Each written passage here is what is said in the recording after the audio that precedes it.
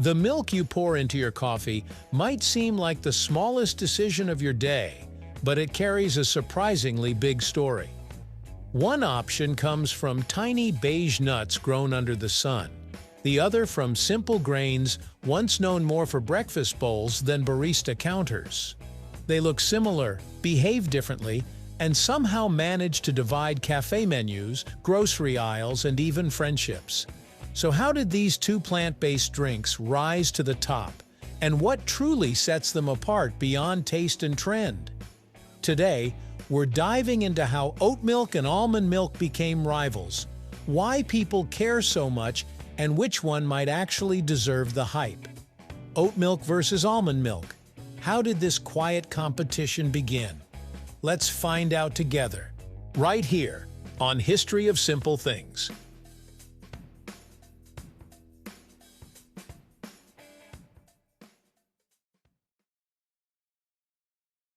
Almond milk may feel modern, but its story is surprisingly old. Long before refrigerators and nutrition labels, almonds were already being crushed and mixed with water to create a drinkable milk-like liquid. Records from the Middle East and medieval Europe show almond milk was widely used as early as the 13th century. It wasn't trendy or ethical back then, it was practical. Animal milk spoiled quickly, while almond milk lasted longer and could be stored without immediate refrigeration. Even more importantly, it was allowed during religious fasting periods when dairy was forbidden, making it a staple in monasteries and religious households. Over time, almond milk faded into the background as cow's milk became easier to produce, store, and distribute. For centuries, it remained a niche ingredient used mainly in special recipes. Its comeback didn't begin until modern times, when digestion concerns, lactose intolerance, and cholesterol fears reopened the conversation around dairy alternatives. Almond milk returned not as a medieval necessity, but as a modern solution. By the late 20th and early 21st centuries, almond milk found its perfect moment. Consumers were increasingly questioning traditional food systems and seeking lighter plant-based options. Almond milk offered a mild flavor, fewer calories than cow's milk, and a reputation for being clean and natural. Food companies refined the process, straining it smoother, fortifying it with vitamins, and offering sweetened and unsweetened versions. Marketing played a huge role. Almond milk was framed as a wellness product, often shown in minimalist packaging and associated with fitness, dieting, and healthy living. Coffee shops embraced it early, and soon it became the default non-dairy option. For a while, almond milk wasn't just popular, it was untouchable. But dominance often invites competition. Oat milk didn't arrive with ancient prestige or wellness branding. It came from experimentation. In the 1990s, Swedish researchers were looking for a milk alternative suitable for people with lactose intolerance and dairy allergies. They discovered that enzymes could break down oat starch into natural sugars, creating a smooth, slightly sweet liquid without added sweeteners. At first, oat milk was practical, not fashionable. It gained traction in Northern Europe, where oats were already a dietary staple. But its real breakthrough came decades later, when specialty coffee culture exploded. Baristas discovered something crucial. Oat milk behaved more like dairy. It steamed better, foamed consistently, and didn't overpower coffee's flavor.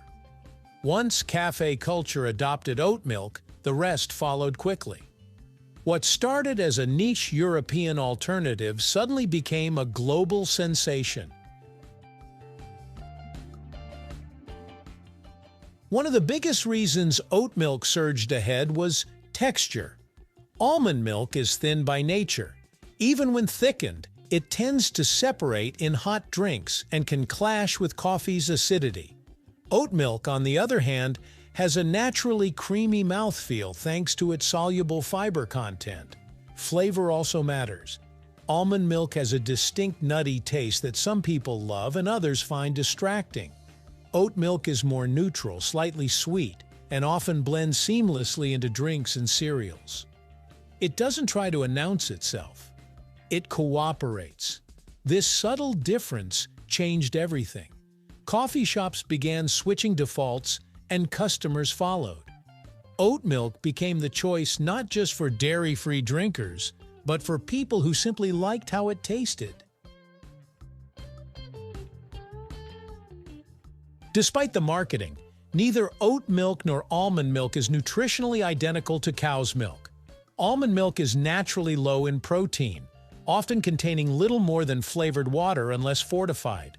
Oat milk generally contains more carbohydrates and calories, but also provides fiber, which almond milk lacks unless artificially added. Most of the vitamins people associate with these drinks don't come naturally. They're added during processing to mimic dairy's nutritional profile. This means the real difference lies not in labels, but in individual needs. Some people prefer lighter drinks, others value fullness, and some are simply looking for something that tastes good. Environmental impact has become a major battleground in this rivalry. Almond milk requires almonds, and almonds need water, a lot of it.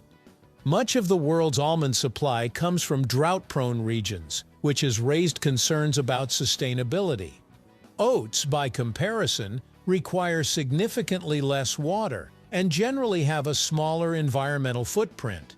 This made oat milk attractive to eco-conscious consumers and added fuel to its rise.